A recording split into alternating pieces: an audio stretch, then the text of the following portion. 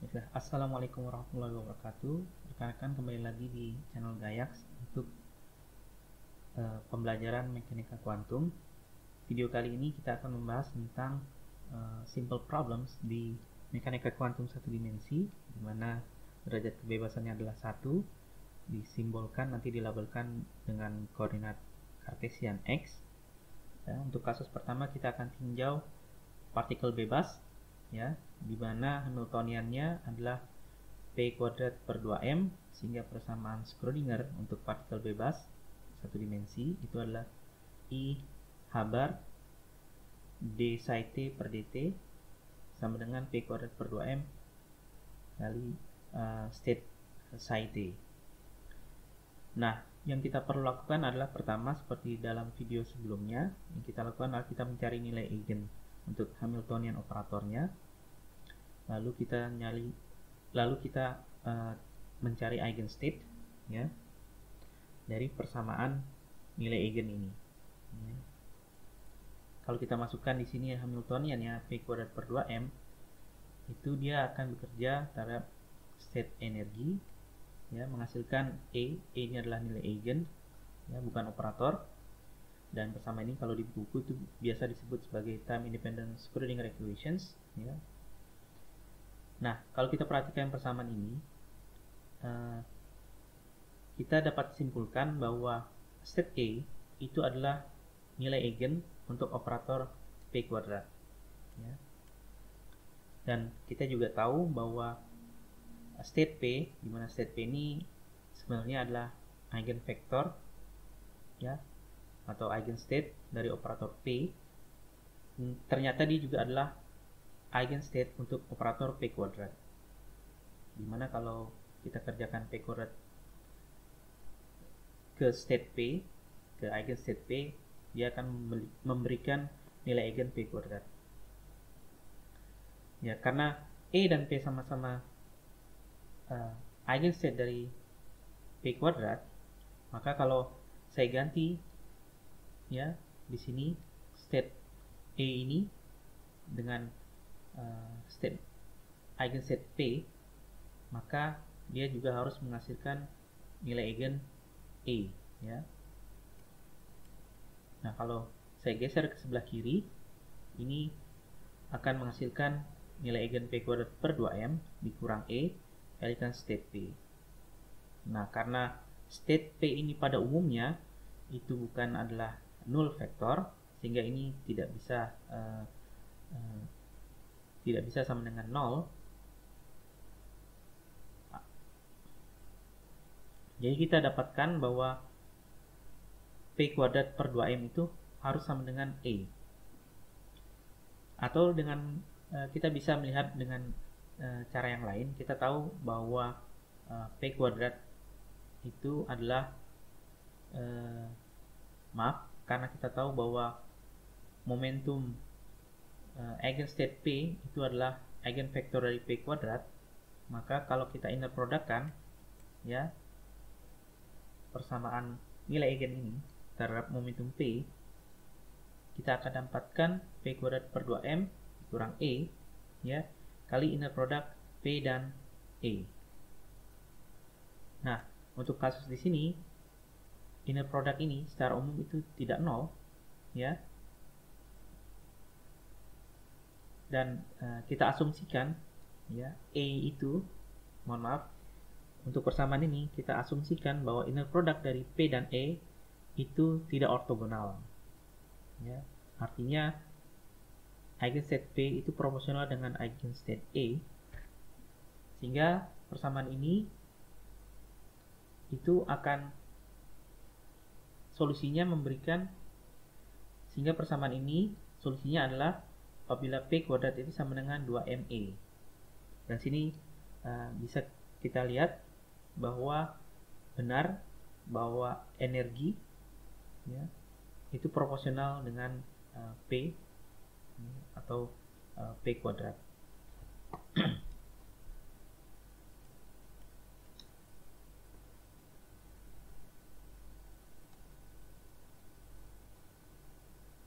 Ya, karena kita bisa ini akar P itu sama dengan akar plus minus akar 2ME. Oke.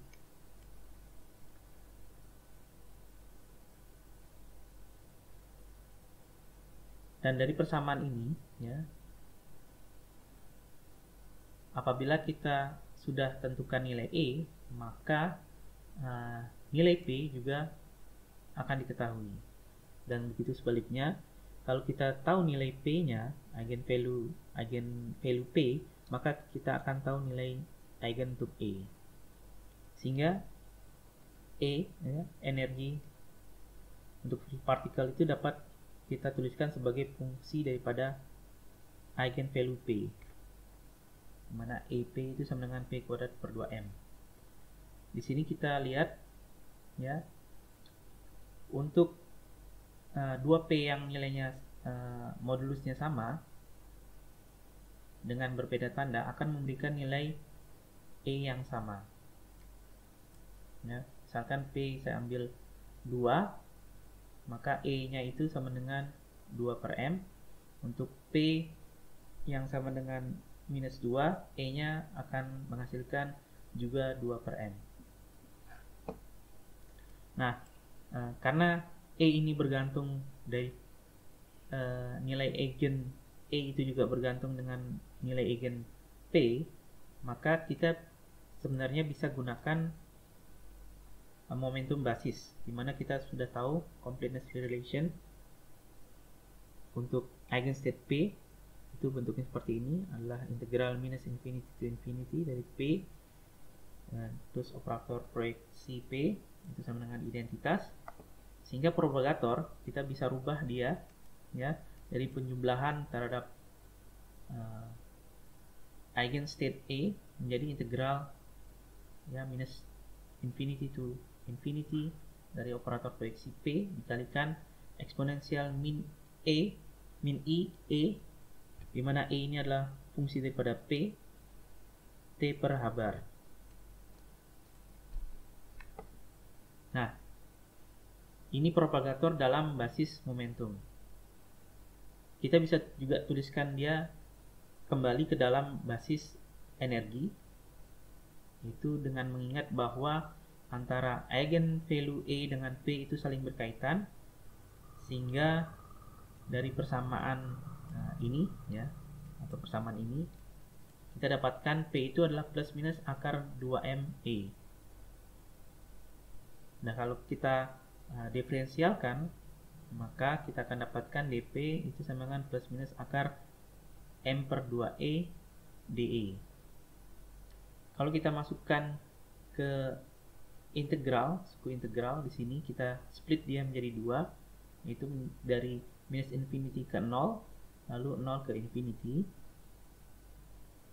dimana E ini dia selalu lebih besar sama dengan 0.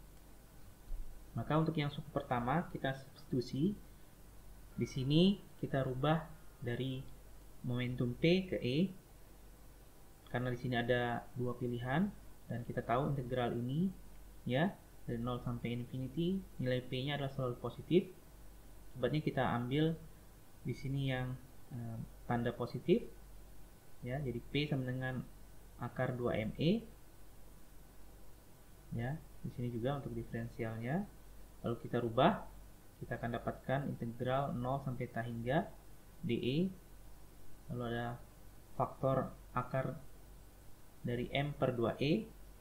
Nah, di sini sebenarnya yang kita tuliskan adalah P sama dengan akar 2ME, tapi akan kita labelkan dengan E plus, ya. Artinya state P ini adalah state yang berenergi, memiliki nilai energi eigen E yang berhubungan dengan P, di mana P-nya adalah sama dengan akar dari 2ME.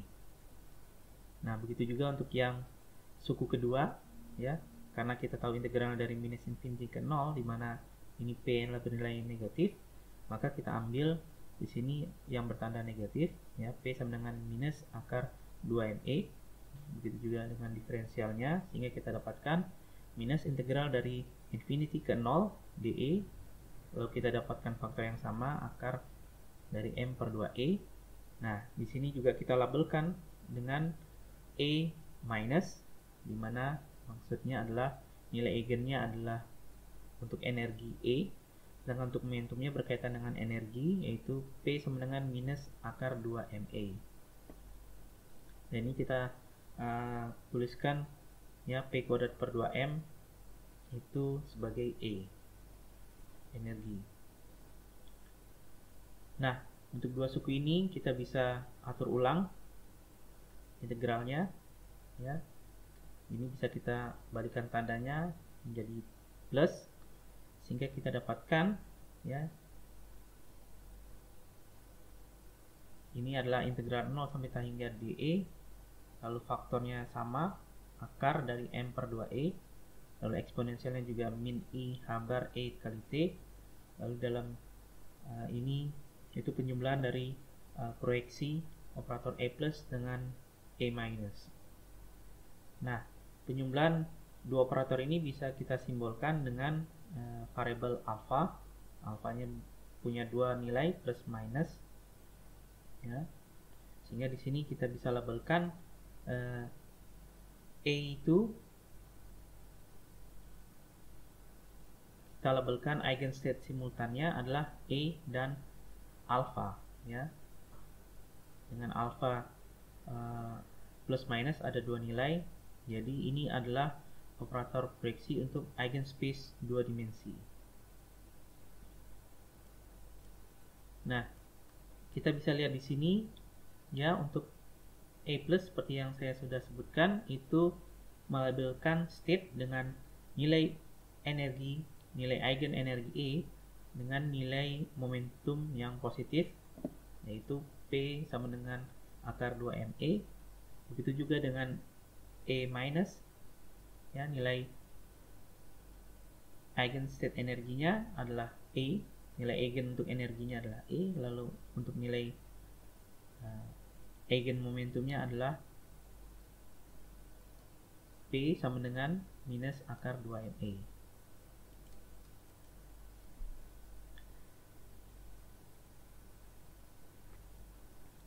Nah, dua state tersebut ya, untuk kalau kita kerjakan operator Hamiltonian itu akan menghasilkan nilai eigen yang sama ya, P kuadrat per 2M, atau kita tulis sebagai E.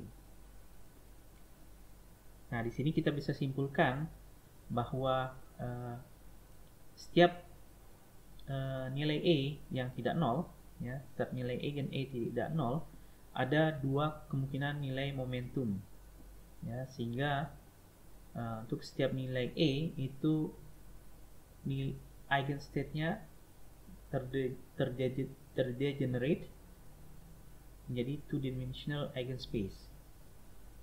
Jadi untuk eigenstate E itu kita bisa tuliskan sebagai penjumlahan dari A plus ya, ini sama dengan A plus,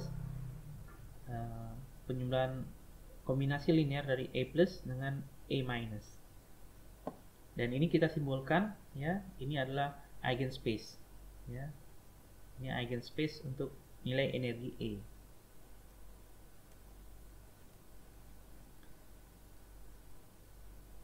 Nah, sedangkan fungsi gelombangnya kita bisa inner productkan ini dengan eigenstate X, maka kita akan dapatkan ini beta adalah amplitude ya, amplitude probabilitas daripada A plus, dengan gamma adalah amplitude probabilitas daripada A minus. Dan di sini saya tuliskan sebagai psi P plus ya, inner product dari X dengan A plus. Sedangkan untuk psi P minus itu inner product dari X dengan A minus ya. Dan kita tahu di sini P itu berkaitan dengan E, maka saya dapat tuliskan fungsi gelombang dari eigenspace ya, eigenspace-nya itu diberikan oleh state ini, state E. Itu juga berupa kombinasi linear ya. dari psi plus dan psi minus. Selanjutnya kalau kita hitung, tadi kita sudah hitung propagator dalam basis momentum dan juga dalam basis energi. Nah, kalau kita ingin mencari propagator dalam basis X, ya, kita bisa hitung komponen, ya, propagator dalam basis X itu diberikan oleh UXT X prime, di mana ini maksudnya adalah inner product dari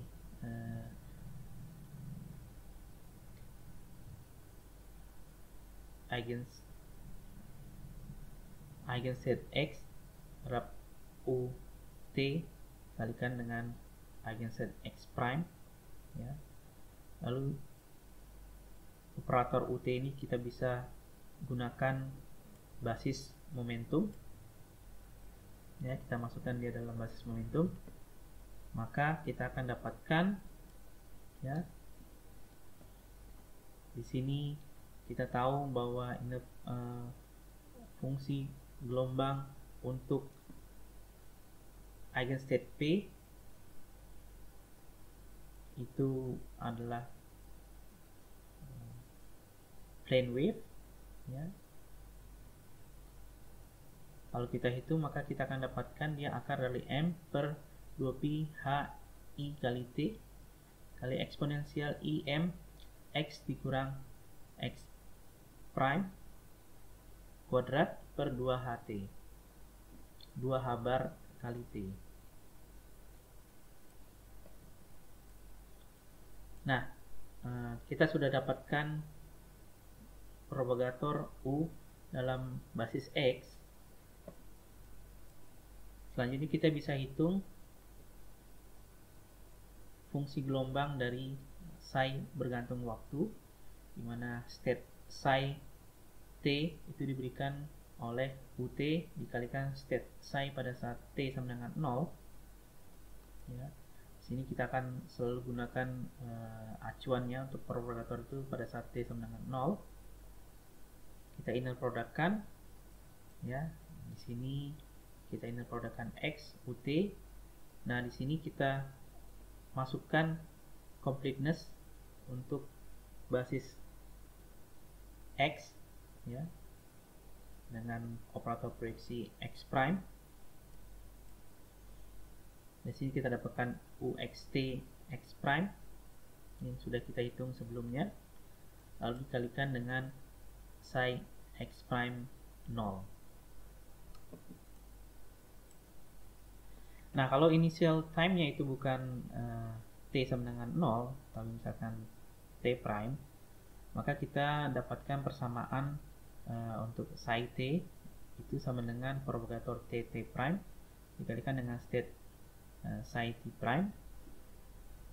Nah, untuk state psi T itu kalau kita tuliskan dalam basis energi itu adalah seperti ini, ya. Kita insertkan identitas di sini.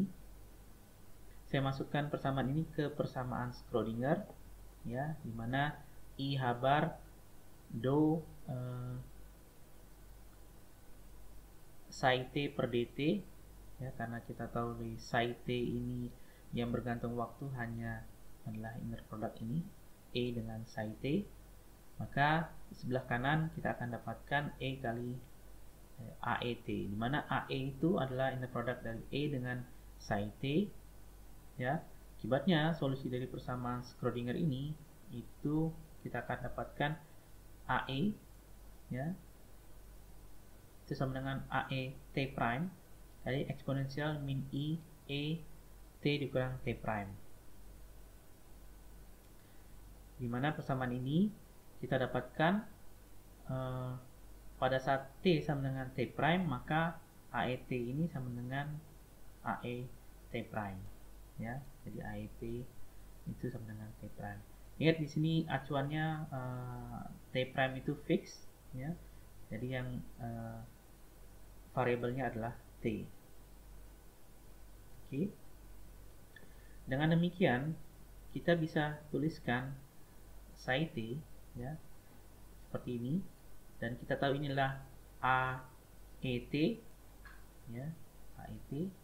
Kita bisa substitusikan di sini sebelah kanannya AET, kita bisa uraikan jadi AET prime kali eksponensial min I E T dikurang T prime, sehingga state site kalau kita expand dalam basis energi itu adalah penjumlahan dari E ke E, lalu state site prime ya, state T prime ini kita bisa ambil, kita bisa keluarkan dari penjumlahan, lalu dikali eksponensial min I E T dikurang T prime ya, itu hasil daripada persamaan Schrödinger per Haber.